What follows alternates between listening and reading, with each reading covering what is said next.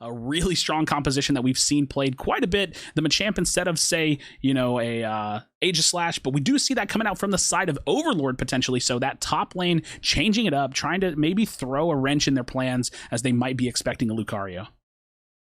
That's also interesting. I mean, I don't know if I like it that Overlord goes away from Lucario, because he had two very good games so far. But yeah, Apprentice making another change, I think makes sense. The Lucario of Klaus didn't look too impactful so far, I have to say. And now this time going for Machamp as well. And the Serena and the Dragonite, just the classic triple around there. And see what they can do with it. So Chris, let me ask you. Yeah, let me ask you, how much of the change from Lucario to Aegislash do you feel is like an attempt? Because, the thing that we need to remember and viewers at home need to understand is that this is a blind pick kind of tournament, so they can't quite see the picks that their enemies are picking. How much of that do you feel is kind of planned? They want to change the comp for a specific reason, or more so just trying to throw some kind of a trick play at them to maybe, play against something that they haven't quite seen them play yet? Yeah, I think that's probably the second part, right? Just trying to throw off your opponents, being like, why does he play this now? Something a bit different, right? But I mean, I don't know if you play well on the one Pokemon. I'm not sure like what exactly this is supposed to counter for, right? Maybe just more last hitting on the objective, right? Aegislash has better last hit than Lucario with the Unite move. And he goes down already. There we go. Yeah. Overlord in a 1v2 scenario. Apprentice again. Will not have with Lucario. Yeah, and that's the beauty. And one thing that they've at least stuck to their guns on is Blackhand consistently playing that 1-1-3. They have to find big advantages here in this bottom lane if they want to make it worth it, especially considering the aggression and the success that Apprentice is having in that top lane. We saw it last game. They took a massive lead over Blackhand pre-Dreadnought. Unfortunately for the side of Apprentice, Blackhand was able to turn that back around, flip that advantage, but it's happening here again. So Blackhand, the responsibility on them is to keep up, to not lose too hard in the early game, and see if they can make an impact going into that first Dreadnought. Visa spawning, very important for Klaus. Wants to get level 6 as fast as possible. Serena actually has X attack as well. We don't see it too often. We normally see obviously X speed on this Serena or full heal, but goes into an X attack here. They're going for this Blissey Slash. Might die. Is he going to do it first blooded? Yes. No, it was already second blood. Overlord died earlier, and they're all going to start scoring here. Can they get the Kelvin 22 points? And they're trying very hard. Elo trying best to just stop Kelvin, and he's going to abandon it now. Takes the hyperspace, going to clear jungle again. And Overlord went to the bot side now with the Aegislash, looking for level 7. That's just absolutely ridiculous. The lack of consequence, just being able to stand there and waste time, be able to just constantly try to score, see if they can divert the auto attacks coming out from the side of Blackhand. And then, hey, you know what? I'm getting a little bit low. Just go ahead and port me out of here. I don't want to be here anymore. But Apprentice, look at this. You can see a little bit of little bit of level locking evolution stuck here in the bottom lane, but they're going to go ahead and start moving themselves along. Hyperspace Hole, Serena coming down, Klaus from the top lane, Overlord as well. So just swapping the lanes up, seeing what they can find. A really close game in terms of score, but Blackhand definitely holding the experience lead. Yeah, it's also a good start for Overlord. He's going to get to level 7 much easier now. Had no time. He had no one on bot lane to even fight for. So top lane he's target, now bot lane almost level 7 already, which is all he needs for the first Dreadnought fight. Level 9 is pretty much unrealistic for lane Aegislash, but level 7 is just what you want. Get that White Guard in, get the extra CC, tankiness, and you just buy so much time with this Pokemon. Absolutely, just looking at... Can he get level 7 here? Goes in with the Sacred Sword. There's the evolution as well. He's gonna go... Oh, yes, I don't like this cave skin, I have to say. I'm sorry. What? I love it. It looks so ridiculous.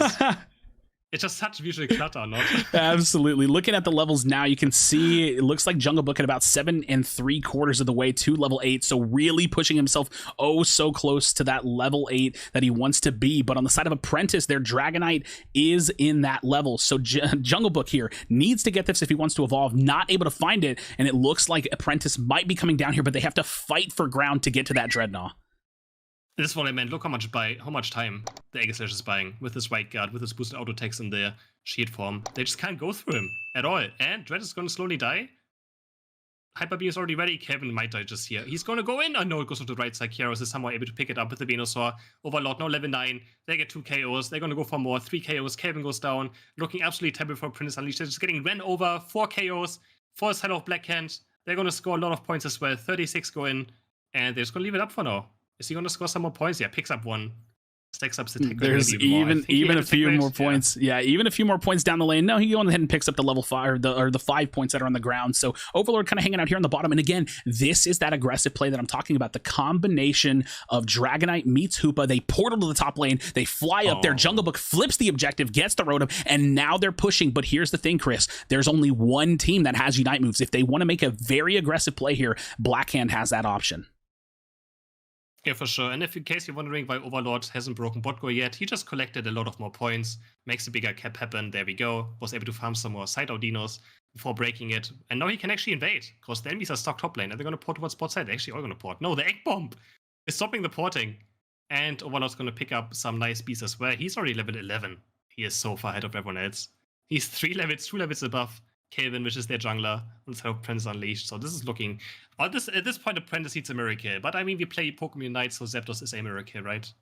Yeah, Blackhand definitely in the position where it's their game to lose, their game to throw, rather. Blackhand holding a very dominant position, and this is what I was talking about earlier. With Hyperspace Hole, when you get advantage over the field, now it is increasingly harder for Apprentice to macro the map whenever they know that at any which turn, Blackhand can portal in their face. So they have the Unite moves, 5 Unite moves on the side of Blackhand. It still looks like the side of Apprentice struggling a little bit to get that level 9, that evolution, or that Unite move, rather, from the side of Apprentice, but Blackhand has control of this game.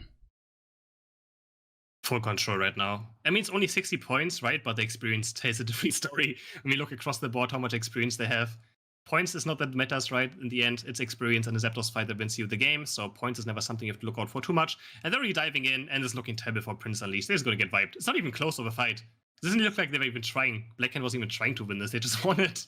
Yeah. Completely running over them. Overlord popping off on the Aegis Slash, getting a triple KO for himself. Dread gets taken, level 13 for him as well. Venusaur's level 13 too. And this is just 2 minutes left for Zapdos. It's looking absolutely doomed. Rotom spawning as well again on top. Yeah, top lane again, Jungle Book flying his way back up there. They know that they can get advantage here. They know that they could rip it potentially. And even if they were to push it off the field, they know that it doesn't really matter. If they don't get it, they still have that experience lead. They're still most likely going to have a point lead. So now Blackhand looking to defend, 350 on the clock. This is a section where Apprentice might be looking to use Unite moves. That's the Bliss Assistance coming out from Apprentice. They are looking to push here. They know they need the experience. They know they need the points. Zante getting shot back into the goal, back into the base rather, and they put a dunk on it. What was it, about 20 over cap or so? And it looks like just fighting, scrapping, looking for any experience that they could potentially get from Blackhand. Overlord living on 1 HP, another triple KO for him. He might just be level 15 for this late game. Like, I might go a bit too aggressive right here, though. This is quite aggressive, but Sunny's only level 10. The level difference is just absolutely insane right now. All of Apprentice are level 10, actually. All of them. Which means the Blissey and Hoopa are even higher level than the entire side of Apprentice. So Chris, tell me now, 1 minute and 5 seconds left until the final stretch. If you're Apprentice, what's the call?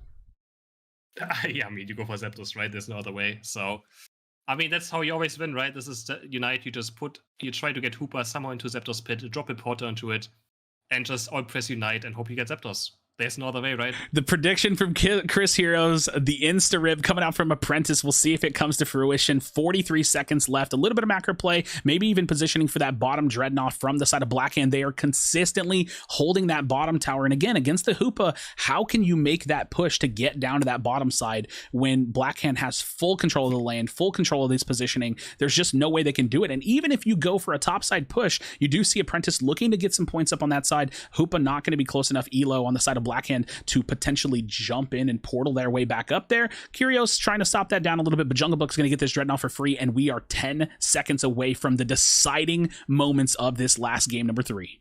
So what I want to see of Blackhand is just instantly fighting. I want them to spot out the Hoopa and just go for it instantly. Look for a team fight, try to get KOs 2-3, and then maybe look for counter scoring in case they lose Zapdos. I don't want them to be passive right now. I really want them to just walk into the enemy team, because right now they're kind of passive. They're not scouting out the Hoopa, which can always just end up in a portal, right? So I'm not liking this passive play. I really want them to be aggressive. Yeah, they're kind of wrapped around the pit. You know, the Zapdos is up, and this is what's dangerous about taking some of these fights into like this dancing nature. You do have the Dragonite from the side of Apprentice kind of holding that potential back cap, but now Jungle Book putting a little bit of damage on the Zapdos, really trying to pull them in. They don't want to fight too close to this top goal, but Apprentice, again, they're the team that needs to close this game out. They do have the point lead, and that's going to be a quick KO from the side of Blackhand. They scouted out the Hooper as well, and Servus has no way of walking to the pit right now. He's getting zoned out by Overlord. There he goes, though. He's going to drop the portal. Blissey's already down, but he's going to be able to port back. But no, Serena's also already down. This is looking terrible for Apprentice right now. They have a few members left. They're going to drop their own Hooper Unite, and they're going to start working on the Scepters, but they can't. Overlord's level 15. He's just slicing and dicing through all of them.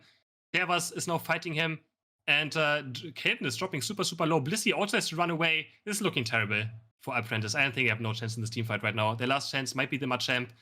The Hooper Unbound ends. Gets picked off as well. Zapdos is at half HP. And there's only the Machamp left. Xanti pull the Miracle. I don't think he can. He's going to get chased down. Then go back to Zapdos. Klaus is there. Only level 12 though.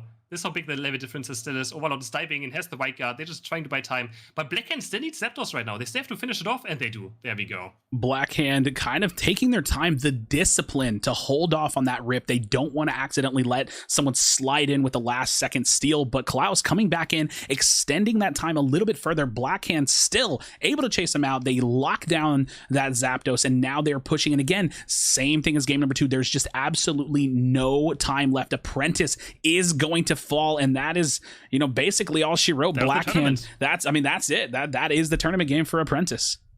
Apprentice is out of this tournament in group stage, not making to the second day, and Blackhand is through. So we have now Blackhand against OCE for the first spot in this group, but those two teams have made it through day 2, and Apprentice is out. What an upset for Europe. Second best team already out of this tournament, and not going to make it to the next day.